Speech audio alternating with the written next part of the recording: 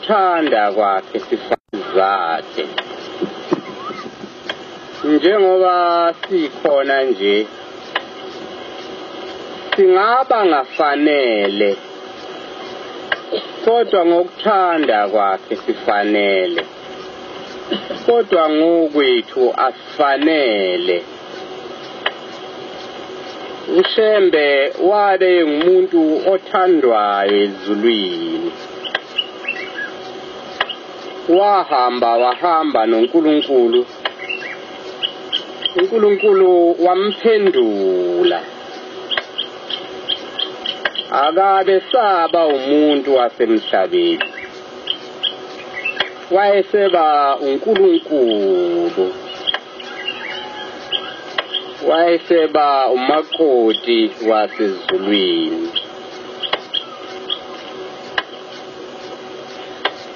akabe saba umuntu ofana nathi waba umuntu ngenyama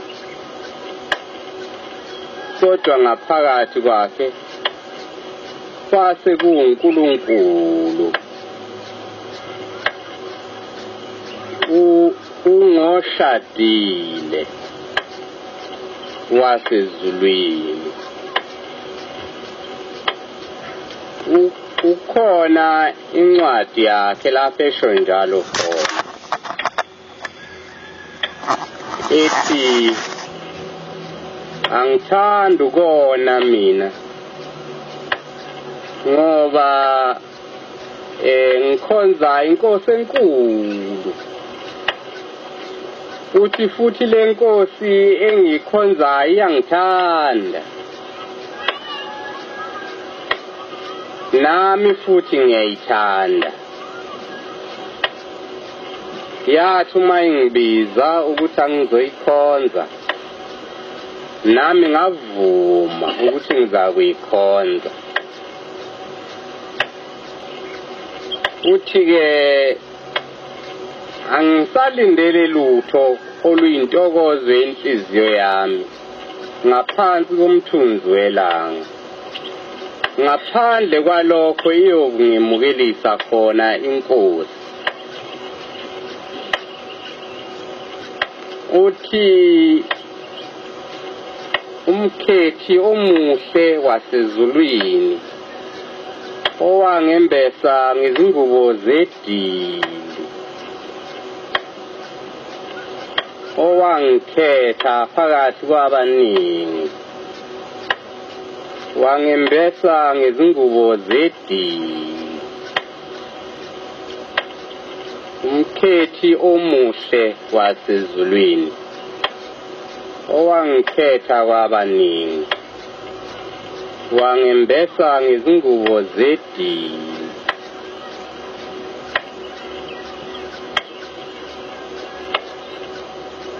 uthi wathumela inqola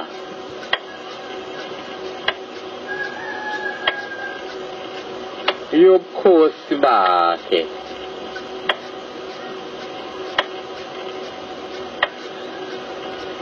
uthi afika inqola kwathiwe weMashembe uthi ngathi inkosi uthi lathi izigibela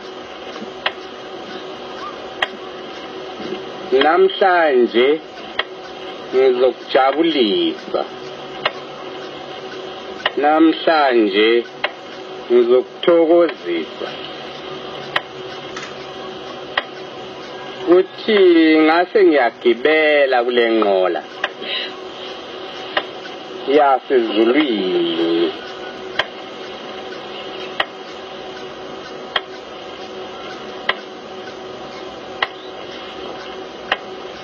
yahamba nami uthi ngaye ngafika endaweni ethile lapho ngafumanisa khona ihlwele ezingenakuba ezeyingilosi neyidalwa zezulu nemoya engcwele uthi belindele inqola kakhonzekile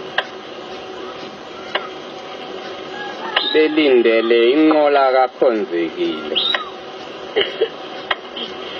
uthi endaweni ethile wangembesa ngezingubo zedili wangifaka indandatho yakhe uthi ngathi uma ngiqhamuka lapho uthi zahalalisa zonke idalwa zasezulwini ngoba izwi laliphumile lathi kuzumakoti wasezulwini namhlanje umshado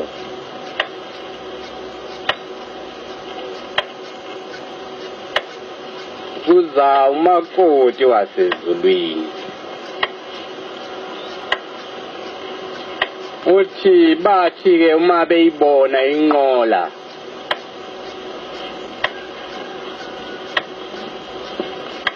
yobukhosi seyifikile bahalalisa bonke ngoba babezobona lesi sidalwa ukuthi isidalwa esinjani lesi esithandwa ukhonzekile ikhusela elihle lasezulwini izibulo kumadodana onke okukhanya uthi-ke ngathi uma ngehla sengembethe izingubo zami zedili uthi zadumala zonke idalwa zasezulwini zabuzana zathi niyayibona lento yini lento esiyibukayo na kungenzeka kanjani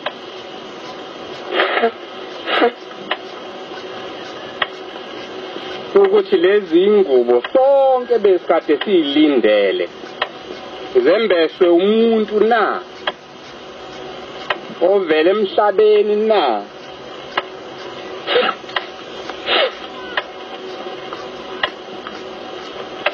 mthi ney'ngilosi zabuzana ukuthi yini lena na ngathi sikhona thina sizingilosi singazange size sembese le ngubo yembese umuntu na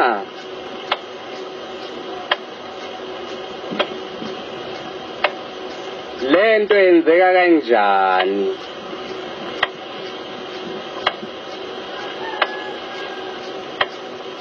lenhlanhla engaka lo muntu uyithole kanjani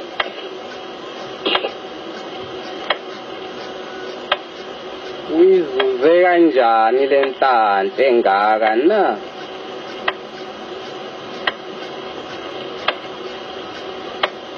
eyaphunyuka izingilosi eyaphunyuka ney'dalwa zasezulwini lezi ngubo azizange zize zembeswe sidalwa azizange zize zembeswe ngilosi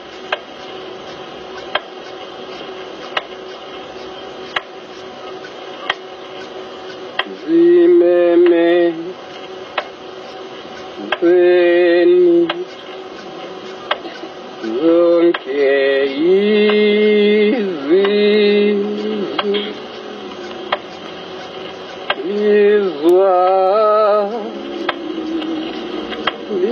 lizwakele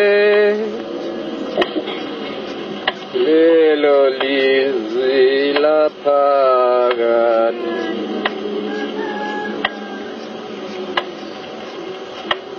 zimeme zeni zonke izizwe lizwa akele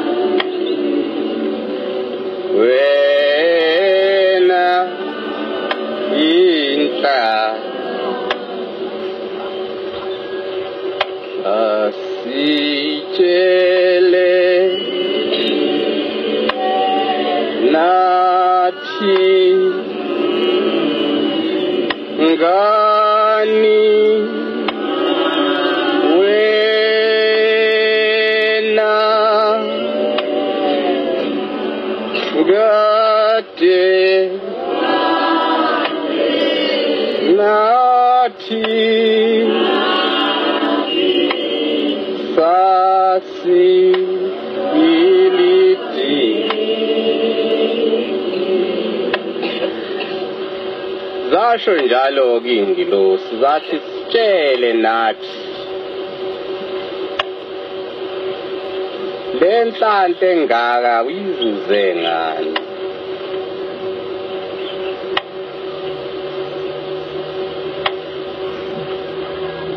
kungenzeka kanjani ukuthi umuntu nanamuhla umoya wabantu abaningi bayakhubeka ngendaba kaShembe. Kuye kufike lapho ethi umuntu khona yebo ngiyezwa nemisebenzi siyibonile, kodwa pho bese nithi umuntu uNkulunkulu.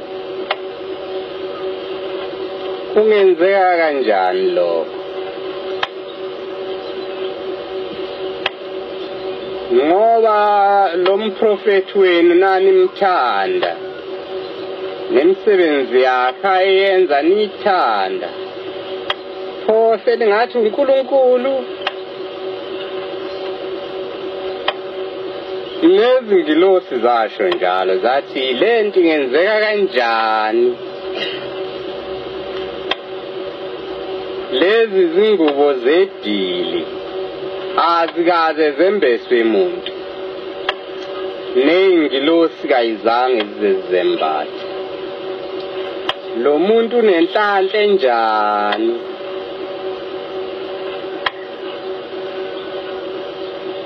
Kuye kudabukiseke ngoba uShembe wafikela kubantu abazenyanyayo,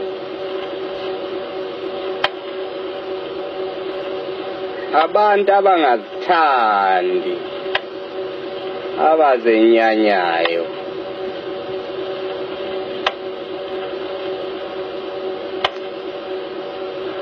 Indlu emnyama, abantu abazenyanyayo. Futhi laba bantu bakwaZulu abantu abanesiqalekiso.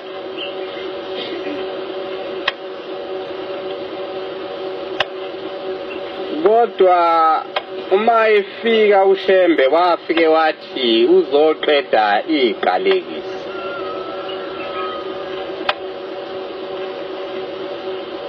Wathi iqalekiso zodingane nezosenza ngakhona uzokuyiqeda.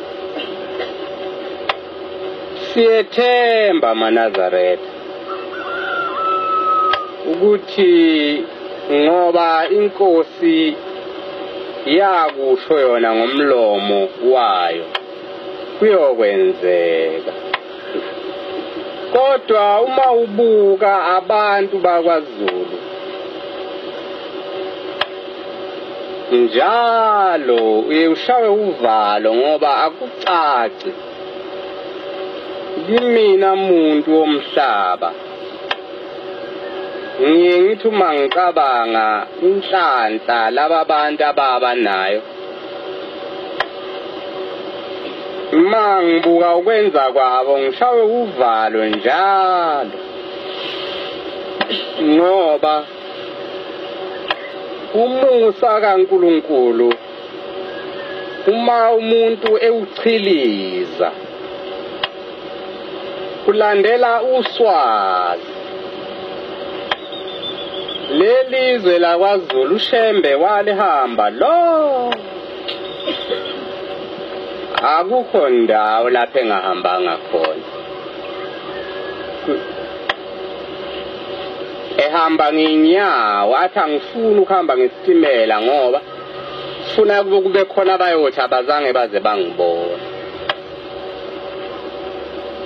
Kodwa abavumanga ukuphenduka.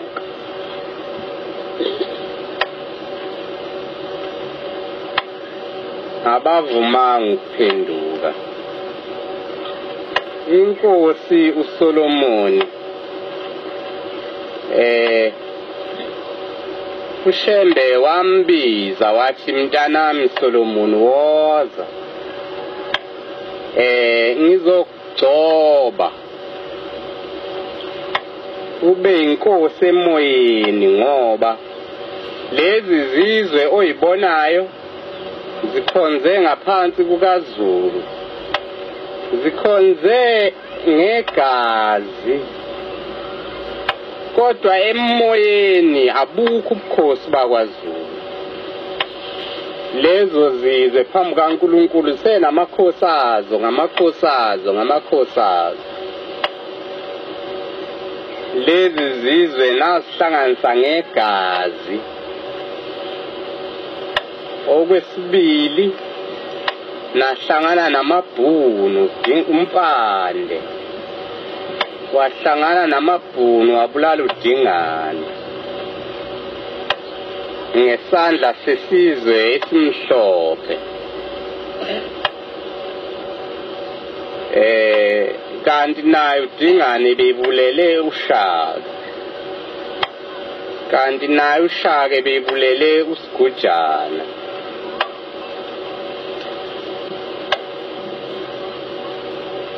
Manje ke Inkosi uSolomon ithe seyivumile, base bethi abantu uShembe ufuna ukuthatha ubukhosi bakho.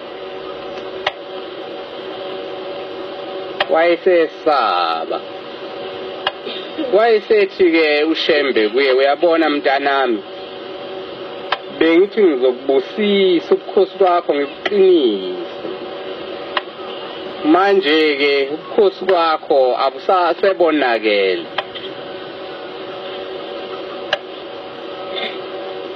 seyobusa indodana yakho. Emva kwalokho kubuse indodana yakho umzukulu wakho. Emva kwalokho kuyovela umuntu ongesiyo wakwaZulu ngesibongo abuthatha ubukhosi. Emva kwalowo muntu umbuso wakwaZulu uyochitheka, ungabe usaba khona.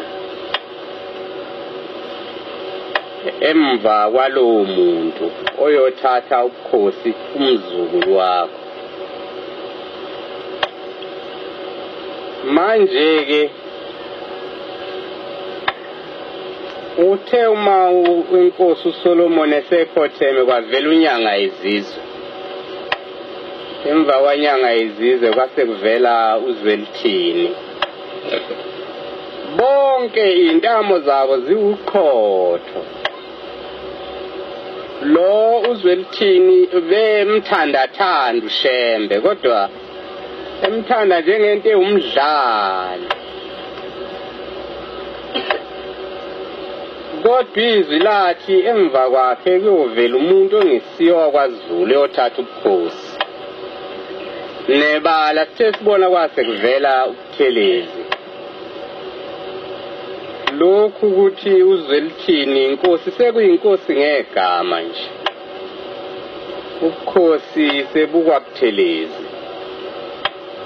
Kodwa naye lo Buthelezi ikhona imvunge ekhona manje emhlabeni. Izizwe lezi ezinye zithi lo mbuso wakwaZulu awuchithwa, namaXhosa athi umbuso kaZulu awulungile. Namamponda athi umbuso kaZulu awulungile, namaswazi athi umbuso kaZulu awulungile. Uma ubuka kahle kuzawuhamba kuhambe lezi zizwe zonke ezinye ihlangane zichithe lobu bukhosi bakwaZulu. Mhlawumbe chitheke kabi ngegazi njengokwakhiwa kwakho, kodwa khona uma ungesingane, uma ubuke emhlabeni uyalibona igazi ukuthi igazi lizogobhoza.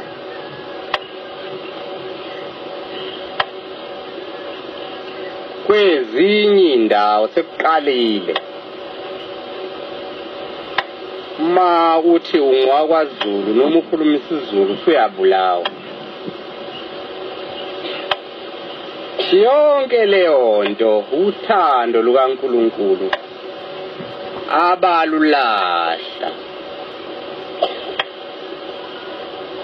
Kodwa siyethemba ukuthi uNkulunkulu uyohamba ahambe abuye abaqoqa abantu bakhe ngendlela yakhe thina esingayazi. Uma uNkulunkulu wayeqonde ukusibhubhisa wayengeke amthumele uShembe phakathi kwethu. Ngalokho ke siyethemba ukuthi noma kufika isikhathi sokuthi izizwe zichithe lobu bukhosi bakwaZulu njengoba kusobala ukuthi zizokuchitha,